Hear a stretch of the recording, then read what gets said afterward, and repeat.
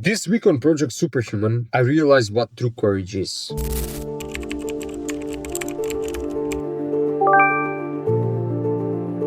For most of my life, I believed that fear was something I had to conquer. That being courageous meant pushing myself into scary situations, traveling even when I was afraid, speaking up when I wanted to stay quiet, acting even when I felt frozen. But after working with ROBYN, she helped me truly see what fear really is. And whatever you think your greatest fear is, it's not. Sometimes I think our biggest fear is maybe something that we developed as a child, so we don't know it consciously. Because when we have fear as a child, when we're a tiny child, before we have language, we don't process it in the same way that we would process it as an adult, linguistically and with prior experience, and so it gets filed in a certain way. As a child, we would probably file it more as an emotion in cellular memory, rather than a logistical filing system that we would have now. So it might be something more kind of existential that is underlying other fears. So that's one reason why it might be difficult to find. Also, if it's our biggest fear, we may have been pushing it down for a long time, not wanting to look at it. And it may feel too scary to then look to see what it is. So there's that aspect of it as well, and there may be obviously both at play.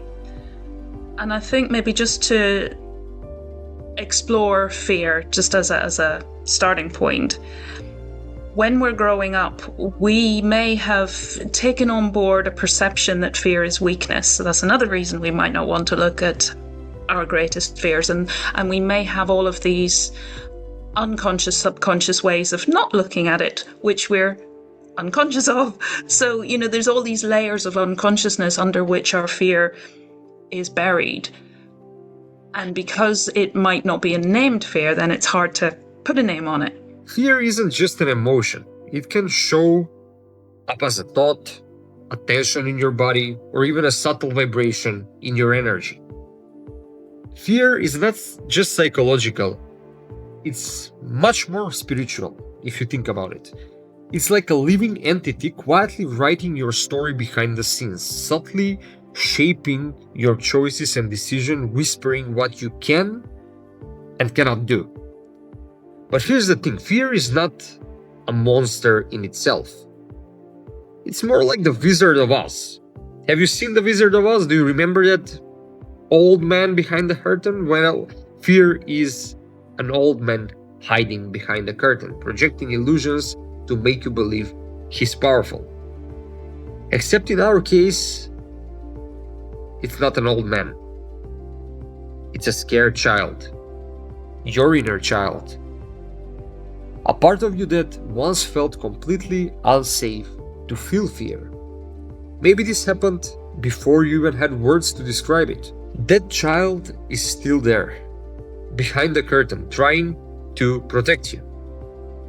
It makes you afraid because it is afraid. It projects monsters, so you never have to feel what it once felt.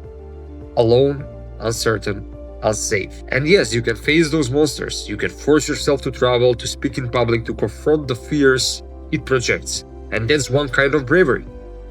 But true courage? Lastly, I'm going to ask you, what's true courage for you, in your own words? I think courage is that ability to embrace the vulnerability and to embrace the shadow. What's a greater courageous act, in your opinion? Let's say you are afraid of flying and you put yourself anyway on a plane to fly because that's what you really love to do, or opening the curtain, seeing who is behind, seeing the afraid child, hugging it, embracing it, and making it reassured that there is nothing to be afraid of. Like, what act is, in your opinion, more courageous act? To hug the child, dissolve everything that's there, or do the physical act of facing the fear? Hug the child. Because I can fly. I do not like flying. I do not fly confidently, but I can fly. But if I hug that child, oh boy, what a change that's going to make. True courage is when you stop fighting the illusions and instead lift the curtain. You look behind it and you see the trembling child. You see the part of you that's been waiting maybe for decades for someone, you, to finally notice it and say, it's okay now. You're safe. I'm here. My greatest fear wasn't death or failure or rejection. It was the in-between. Working with ROBYN, that's what I realized. And when I say the in-between, I mean the unbearable waiting. You know, the not knowing. That part of me was screaming, please just let me know what's going to happen so I don't lose love again. And when I finally saw it, it wasn't the future that scared me. I realized that it was the powerlessness I felt as a child when love disappeared without warning.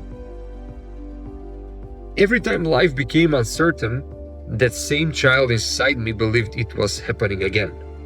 So the mind tried to take control, to predict, to prepare, to never feel that helplessness again. But control didn't really help at the end. It didn't create safety, it only prolonged the fear. And that's when I realized that courage is not about forcing certainty. It's not about fighting your fears. It's about learning to feel safe inside the uncertainty, to breathe in the not knowing, to trust life enough to keep your heart open even when you can't see what's next. Most of us are not really afraid of our shadow. We are afraid of our light. Because once you allow light to enter the places that used to feel unsafe, the shadows, the fears, they have nowhere left to hide. And when safety is finally felt inside, it no longer depends on the future. That's true courage. You can fight your fear your whole life. You can chase phantoms and delusions. But true courage is not fighting fear, but turning toward it. It might sound counterintuitive, but that's literally the way out. Opening the curtain, seeing the child behind the curtain, and choosing to love it back home.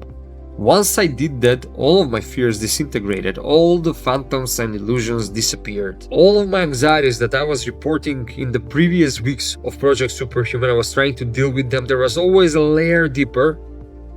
All of them faded away, and I felt like I can breathe again after a long, long time.